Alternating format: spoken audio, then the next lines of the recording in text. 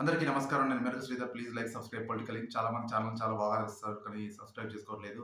దయచేసి సబ్స్క్రైబ్ చేసుకోండి, లైక్ చేసుకోండి, షేర్ చేసుకోండి. బీజేపీ తెలంగాణలో క్రమక్రమంగా ముందుకు వెళ్తుంది. ఎప్పుడైతే మోడీ షా ఇక్కడొచ్చి ప్రచారం చేస్తున్నారో వాళ్ళ మంచి ఆత్మవిశ్వాసం కనబడుతుంది. ఇంకొకటేంటంటే కవితను అరెస్ట్ చేయడం కూడా బీజేపీ మంచి కలిసొచ్చే అంశము. ఎందుకంటే అసెంబ్లీ ఎన్నికల్లో వాళ్ళు బాగా చితికిల పడ్డారు. కానీ ఇప్పుడు ఆ పరిస్థితి లేదు. మేము అవినీతికి వ్యతిరేకంగా పోరాడుతున్నామని కూడా వాళ్ళు సంకేతాలు ఇచ్చినట్టయింది.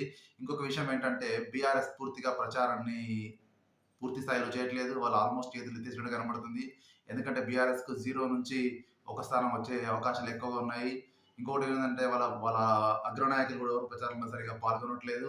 దీన్ని బట్టి చూస్తుంటే ఇంకా పూర్తిగా బీఆర్ఎస్ చేతులేసి బీజేపీకి సహకరించినట్టుగా కనిపిస్తుంది. ఇంకొక విషయం ఏంటంటే తప్పకుండా మహబూబ్ నగర్, నిజామాబాద్, వరంగల్, కరీంనగర్, ఆదిలాబాద్, మల్కాజ్‌గిరి ఇలా అన్ని స్థానాలు కూడా బీజేపీ గెలిసి 12 స్థానాల పైన గెలుస్తాయని చాలామంది విశ్లేషకులు చెప్తున్నారు. మరి వేచి చూద్దాం. నిజంగా బీజేపీ అంత పట్టు సాధిస్తుందా? ఎందుకంటే సౌత్‌లో కూడా చాలా ఇంతకుముందు బలహీన పడుతూ వచ్చింది. ఈసారి సౌత్‌లో ఎట్లైనా కేరళ నుంచి బోని కొట్టాలని చూస్తుంది. మరి తమిళనాడులో కూడా గౌరవప్రదమైన స్థానాలు పొందాలని బీజేపీ చూస్తుంది. వేచి చూద్దాం. అసలు అంటే నిజంగా కూడా ఈ ఊపు చూస్తుంటే బీజేపీ ఇక్కడ 10-12 స్థానాలు గెలిచే స్థాయిలో ఉంది. దానికి తోడు నాయకుల ప్రచారం కూడా బీజేపీ కలిసొస్తుంది. ముఖ్యంగా హైదరాబాద్‌లో కూడా గెలిచే అవకాశాలు లేకపోలేదని చాలా సర్వేలు చెప్తున్నాయి.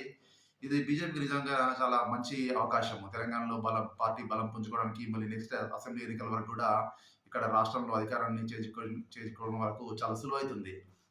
వేచి చూద్దాం మరి బీజేపీ నిజంగా ఏ విధంగా ఈ తెలంగాణలో ఇంపాక్ట్ చేస్తుందో, వాళ్ళు ఎన్ని స్థానాలు గెలుస్తారో, ఏ విధంగా వారి అగ్రనాయకత్వం వారిని డైరెక్ట్ చేస్తుందో వేచి చూడాల్సిందే. ధన్యవాదాలు.